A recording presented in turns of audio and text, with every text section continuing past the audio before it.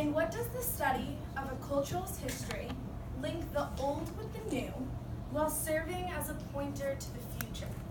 Can our cultural's identity be changed by altering the telling of history? How might this be reflected in the current debate regarding the removal of Civil War monuments in the United States? Will doing so erase or change historical memory, and should it?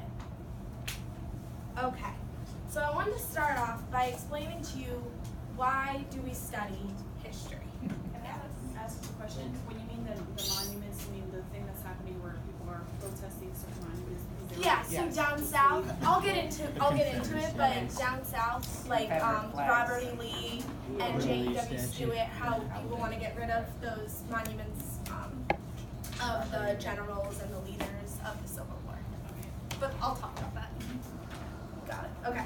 So I wanted to start off by explaining why we study history, which in the textbook really hits home and answers kind of all that. So I'm honestly not here to convince you that we should study history and why it's important. What my thing is I'm technically supposed to focus on the how. So for the question number 1, it states, in what does the study of a culture's history link the old with the new while serving as a pointer to the future? So on your top column, I wrote, in what? Well, we've kind of already answered this question. In the religions that we've studied, in the art that we've studied, in our family, we then study a cultural's history that links those concepts of history, of your religion, and of your family. You then link the old with the new to the present. So to narrow down, I wanted to talk about your identity. And I'm going to go very narrow, and then I'm going to make it broad. So, speaking about yourself, I'm going to choose you. I need 5 aspects of your identity. My identity? Yeah, just identity, like. I'm a boy. Okay. I'm a student. Okay. I'm an athlete. Okay. I like music. Okay. I have good family. Okay. Now I'm going to take one of them. Oh, I'm handsome. You have good family. I'm gonna take your family, and I'm gonna take 2 of your family members out. Oh, I don't like this. Okay? Did that change your identity? Yeah. How? Because it changed the way that I was developed, the way that my experiences, what I saw growing up, it changed everything. The dynamics would have been different, everything would change. Exactly. So now, good, you passed. Now we're gonna take the United States, and we're gonna look at it in that sense. So now we're gonna actually just to reiterate, I want you to think about your essays that you did for your family project, and how when you did those, not only were you asked questions about what your grandmother, what your aunt, what your mother, what they did, but then you had to talk about what you do. And then we also had to follow up the question on how do you want to make those traditions, those rituals into your kids. So I think we hit home with the old, the new, and the future. So now going into America, we are going to talk about the monuments. So I just want to talk about a little about what exactly was the Civil War.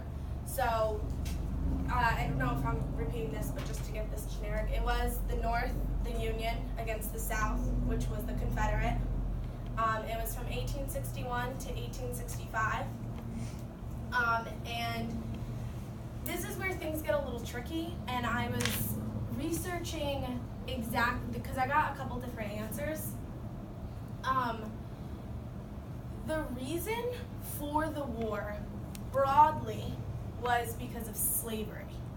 It was a lot of people currently think it was because of something else, or there were always other reasons for war. It's always not just one reason, but the broad sense was because of slavery. The North wanted to get rid of it, the South didn't. However, the South The Confederacy saw themselves, now I'm quoting from a historian named Edward Ayers. The Confederacy saw themselves as engaged in a fight for their own freedom rather than a fight to protect slavery. They merely wanted to defend a state right against the federal government. So although it was about slavery, what had happened is they were fighting, the South was fighting against the federal government, and slavery was supposed to be a law per state, and that's what their intentions were, to make it so that it was a state law instead of a federal. So keeping that in mind, I want to now bring up the men that these monuments are now being questioned to take down. So Robert E. Lee was a general. All these men were generals for the Confederacy. And just a fun fact, Robert E. Lee's last words, his dying words, were "strike the 10." I don't really, they were, so what I'd said in the historians had said that what happened is when they died, when they were losing, because it kind of also hit home that not only were they fighting for state rules, but it was also kind of more of a, hold on, I'm gonna quote again the historian that said, "Men like Robert E. Lee have risen to the fight against tyrannical federal government that we tried to take away their right, although wrong, of the state, and when they lost, they laid down their arms in a gentlemanly way." So it was also kind of said that the North was going to win anyway. They had better goods, they had better men, they had like triple the amount of men. It was very, yes, the North was going to win, the South was going to lose. But what kept the South in it so long was because they had these great men that were fighting for state laws. So these men now are being questioned on to take down the monuments. Now, we have to answer the question first before we can make a judgment on to take these men down. Why were these men put up? They lost the war. And these monuments weren't put up until 10 or 20 years after the war. So why? Why did we put them up? Well, the Daughters of the Confederacy took responsibility for making sure that we didn't forget those men. Not what they stood for, not that they had slaves, that they weren't forgotten for their bravery of fighting was the main reason. So they raised money and they got them. Now we have to answer the question, why take them down? Well, it celebrates slavery, some will say. It's not an accurate depiction. Now this was quoted from, I believe, the guy, what are they called? The Virginia leader? Virginia Senator? Is that Governor, mayor? Is that what I'm, Governor, thank you. Oh my God. The governor of South Carolina said that it is not an accurate depiction of who South Carolina is now. So I want you to link back to something that one of your ancestors said. Oh, we didn't do this because we didn't believe in gay marriage. We didn't do this because we didn't believe in this. I want you to keep that in the back of your head. Now, South Carolina does not want to depict themselves as racist, as liking slaves or promoting slaves. So they said that having these men, having these symbols of men who had slaves, isn't that depicting that we like slaves, that we were for that. Now you don't have to answer me on that, and I want you to keep that in your mind though. So those are some reasons why to take them down. But after he said that, he said, but this is America history, whether you like it or not. The Confederacy was on the wrong side of history, but that is our history, and you're not going to change it. So what are we supposed to do with the past? Are we supposed to take down these symbols and pretend like it didn't happen? Are we supposed to not have these men monuments there and say, you know what, they lost the war, I'm supposed to take these down, I'm embarrassed by my past, by my historical past? So, the statues tell us things that we need to remember. What they want us to remember.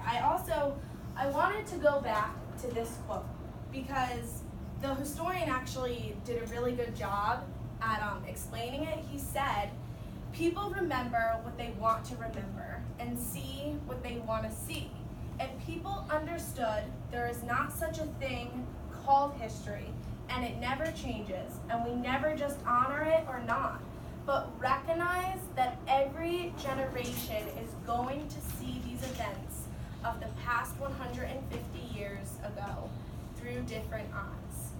So again, this quote kind of hits the nail on the head that says, history is seen through the eye of the beholder kind of thing, and whoever sees it is going to make that difference. So he took the stance that the South fought for it was more of a state versus federal law, and that's how he sees the symbols of the men of the monuments. He sees them as men that were courageous, that fought for that and only that.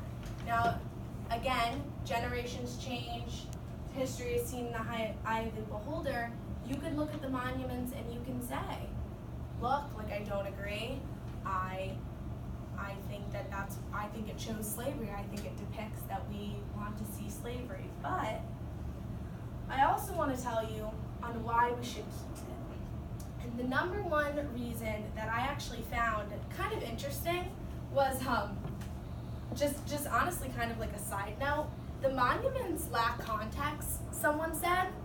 They said they lack context and they're not there to glorify or to deny the brutality of the period, which I found kind of comical. They're not there that said that glorified it or denied it. It's kind of there again to remember your past.